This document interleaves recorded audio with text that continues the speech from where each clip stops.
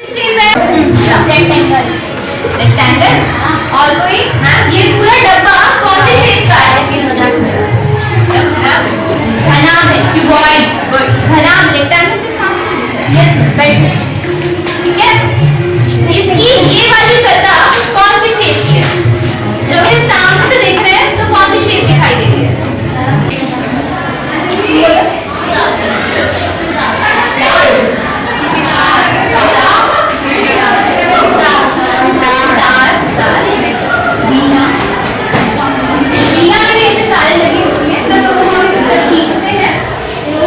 कंपन करती है जिसकी वजह से आवाज आती है।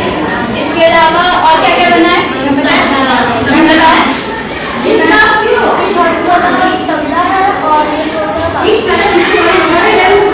तबला होता है पर एक सतह होती है जिसपे मारते हैं तो उसपे जो आवाज निकलती है वो उसके कंपन करने की वजह से निकलती है। वैसे ही बांसुरी में ये छेद है जिनकी वजह से उसमें जब हम फूंक मारते हैं तो हवा कंपन करती है जिसकी वजह से आवाज निकलती है। ठीक है, इन सभी उदाहरणों में हमने देखा कोई ना कोई वस्तु कंपन कर रही है तो ध्वनि उत्पन्न हो रही है। अर्थात ध्वनि का उत्पादन कंपन के कारण होता है। जब कंपन नहीं होता तो ध्वनि उत्पन्न। These are some flashcards which I have used during my class for illustrating examples and for recognition reel of qualitative adjective and quantitative adjective.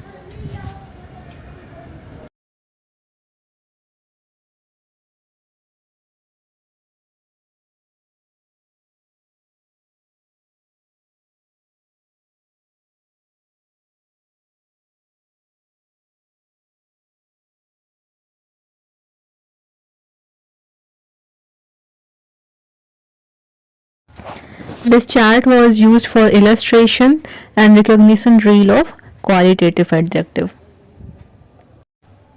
And this popcorn was used to describe the examples of adjective. यह शिक्षण सहायक सामग्री का प्रयोग नागरिक शास्त्र में सेना के कार्यभार के पदानुक्रम को दर्शाने के लिए किया गया था। इस चार्ट का प्रयोग भारतीय जल सेना के तथ्यों को प्रदर्शित करने के लिए किया गया था और दूसरी चार्ट का प्रयोग भारतीय थल सेना के तथ्यों को प्रदर्शित करने के लिए किया गया था।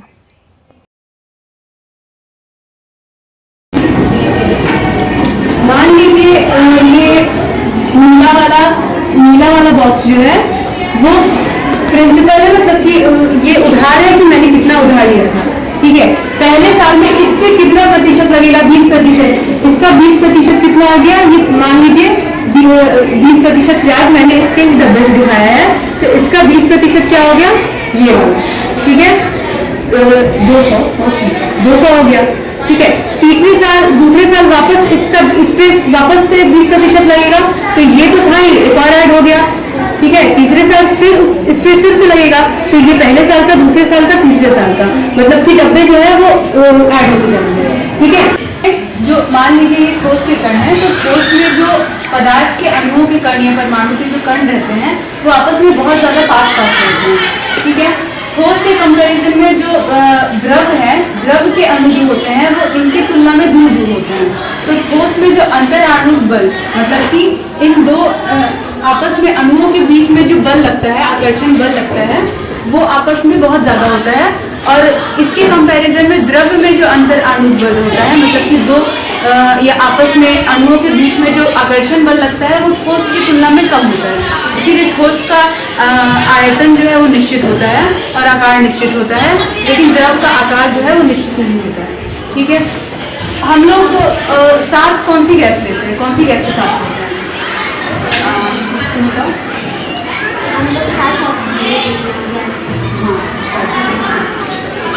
तो ऑक्सीजन एक गैस है। ठीक है, तो गैस के जो अणु होते हैं वो बहुत दूर दूर होते हैं। सबसे पास जो होते हैं वो ठोस के होते हैं, उससे दूर जो होते हैं वो द्रव के होते हैं, और द्रव की तुलना में गैस के जो अणु होते हैं वो बहुत ज़्यादा दूर दूर होते हैं। इसकी वजह से उनमें जो आकर्षण बल होता है, मतलब अणुओं के बीच में जो आकर्षण बल होता है वो बहुत ज़्यादा कम होता है, जिसकी वजह से उनका ना तो निश्चित आयतन होता है, ना तो निश्चित आकार होता है।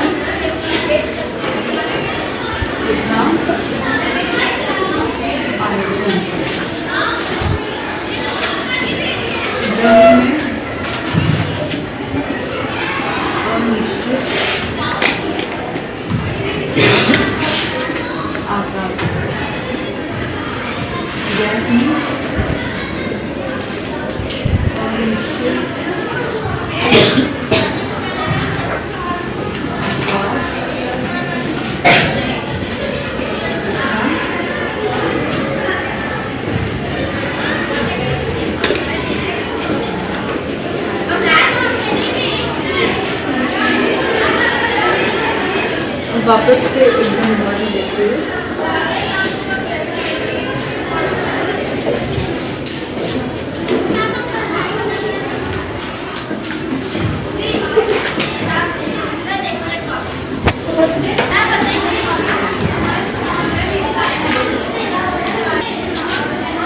हम लोग ऑक्सीजन गैस सांस लेते हैं, तो ऑक्सीजन की संरचना को हम लोग मॉडल द्वारा समझेंगे। अगर ये दोनों परमाणु जो है वो ऑक्सीजन के हैं, तो इन दोनों परमाणुओं के बीच क्या अंतर है? यदि ये दोनों परमाणु जो हैं वो ऑक्सीजन के परमाणु हैं, तो दोनों परमाणुओं के बीच में क्या अंतर है? हाँ बताओ। उन दोनों के बीच में दूरी है। हाँ दूरी है, लेकिन क्या अंतर है? कोई अंतर है इसमें? नहीं, कोई अंतर नहीं है। उसी प्रकार से यहाँ आप हाइड्रोजन के परमाणुओं को देख रहे हैं, इन दोनों परमाणुओं के बीच में कोई अंतर नहीं है। तो ऐसे पदार्थ जिनके जो एक ही प्रकार के परमाणुओं से मिलके बने होते हैं, उन्हें तत्व कहते हैं।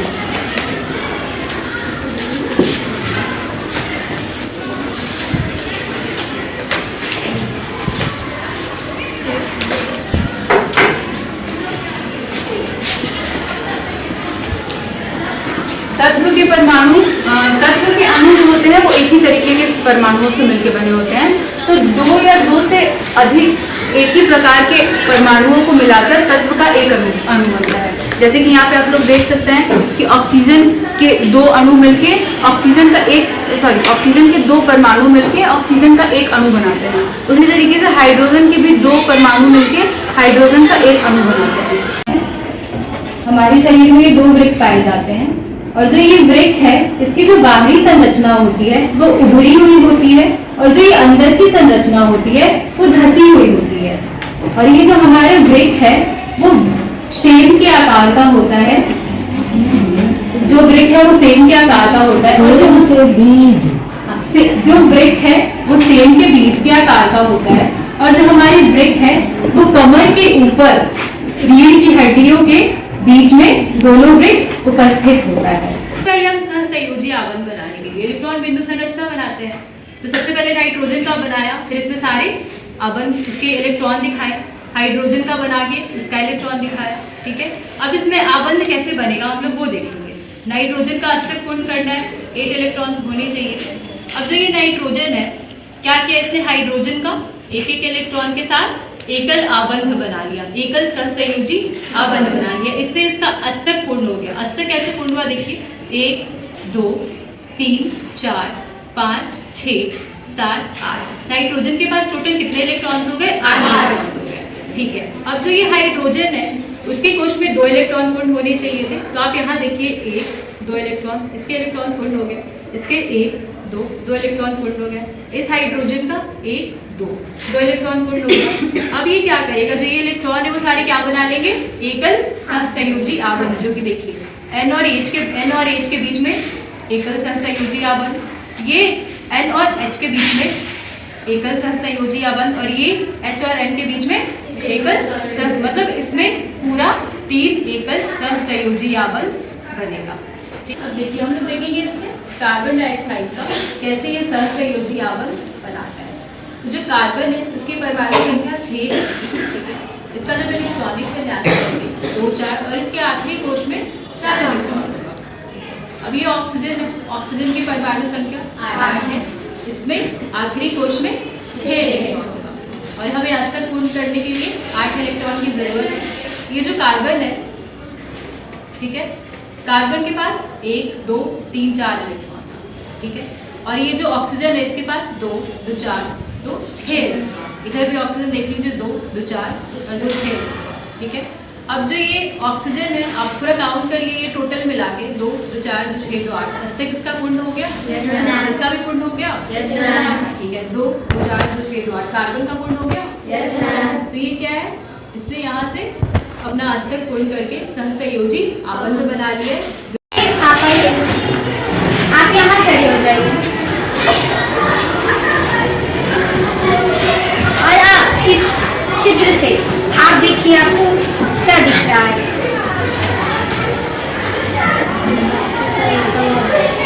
मोमबत्ती का जलता हुआ भाग आपको दिख रहा है, ठीक है। आप कोई और आइए, उधर से आप आइए, हाँ आप ही आइए, आप भी देखिए आपको क्या दिख रहा है, इस चित्र से देखिए।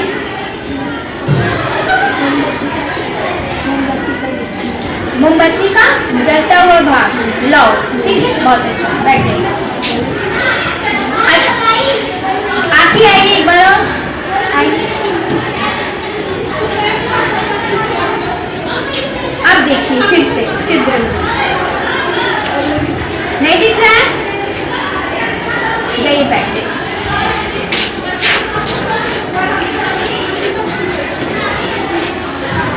आपने देखा, बैठ जाइए आप।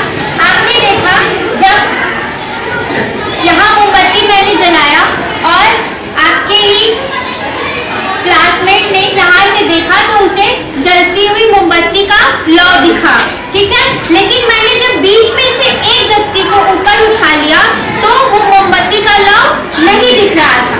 आपने ऐसा देखा?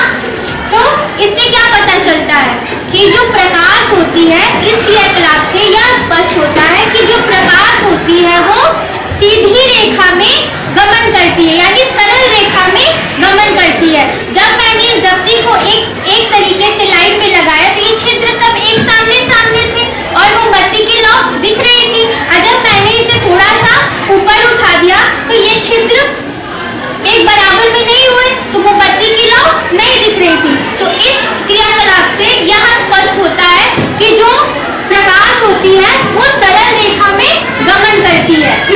ये श्वसन तंत्र में कई सारे अंग सम्मिलित हैं जिनको हम चार्ट के माध्यम से देखेंगे।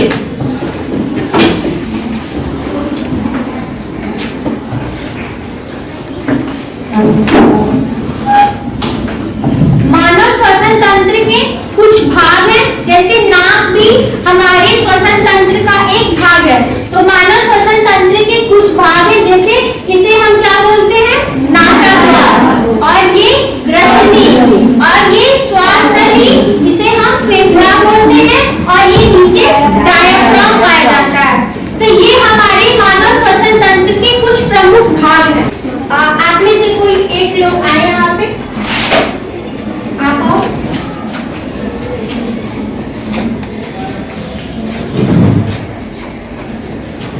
इधर से इसमें फूंक मारिए। आप क्या देख रहे हैं? फूंक मारने पे आपको क्या परिवर्तन नजर आ रहा है? हाथ उठाइए, आप बताइए। फूंक मारने पे क्या हो रहा है? बलून फूल जा रहा है। इससे क्या पता, बैठ जाइए, आप भी बैठ जाइए। फूंक मारने पे ये बलून फूल रहा है। ऐसे ही जब वायु हमारे अंदर जाती है, यानी जब हम ऑक्सीजन लेते हैं तो हमारा जो फेफड़ा है वो क्या होता है, वायु जैसे ही जाती है हमारा फेफड़ा फूल जाता है। और जब हम CO2 गैस को मुक्त करते हैं, यानी जब हम CO2 को निकालते हैं तो हमारा फेफड़ा क्या हुआ, फिर से अपने उसी स्थान, मतलब कि उसी स्थिति में आ गया, यानी पिछड़ गया। तो ये प्रोसेस फेफड़ा, जब वायु हमारे अंदर जाती है तो ये कार्य फेफड़ा करता है। और इस फेफड़े को कार्य करने में डायफ्राम बहुत इंपॉर्टेंट रोल प्ले करता है। जैसे कि ये जो डायफ्राम यहाँ नीचे पाया जाता है, ये डायफ्राम जब हम वायु को अंदर लेते हैं तो ये डायफ्राम नीचे की तरफ चला जाता है, और नीचे की तरफ जाने की वजह से हमारे फेफड़ों को आयतन मिल जाता है और जिससे वायु अच्छे से भर जाती है। और जैसे ही हम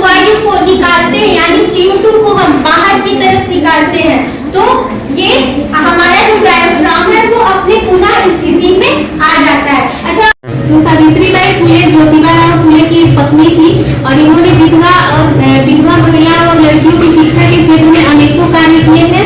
इनका जन्म 1831 ईस्वी में हुआ था और इनकी मृत्यु 1897 ईस्वी में हुआ था। जब हम लोग इनके प्रमुख योगदानों की बात करेंगे तो ये भारत की प्रथम महिला शिक्षिका थी। मतलब इनसे पहले भारत में कोई भी शिक्षिका महिला नहीं बनी थी। मतलब कि महिला के शिक्षा के क्षेत्र में कोई ऐसा कार्य नहीं किया गया था। ठीक है, तो ये नेक्स्ट हम लोग देखते हैं कि पूना में प्रथम बालिका विद्यालय की स्थापना की। उसके लिए पुणे कहाँ पड़ता है? महाराष्ट्र में पड़ता है। तो महाराष्ट्र के पुणे में उन्होंने प्रथम बालिका विद्यालय खोला, बाल विवाह के खिलाफ अभियान चलाया और विवाह में जो दहेज दिया जाता था, ये जो अनुष्ठान किया जाता था, उनके ये खिलाफ थी। इनके बारे में एक स्टोरी बता रहे हैं आप लोग को कि जैसे बताया ना कि भारत की प्रथम महिला शिक्षिका थी। तो जब भी ये स्कूल पढ़ाने के लिए जाती थी तो लोग उनके ऊपर कूड़ा कचरा फेंकते थे, क्योंकि लोगों का मानना था कि ये लड़कियों को बिगाड़ रही है, क्योंकि ये उन्हें शिक्षा दे रही है। और उस समय के समाज में लड़कियों को शिक्षा देना पाप समझा जाता था, इसलिए लोग इनका विरोध करने। वर्ष 2018-19 में जो उत्पादन महाविद्यालय रहा है, कोई खड़े होकर बताइए,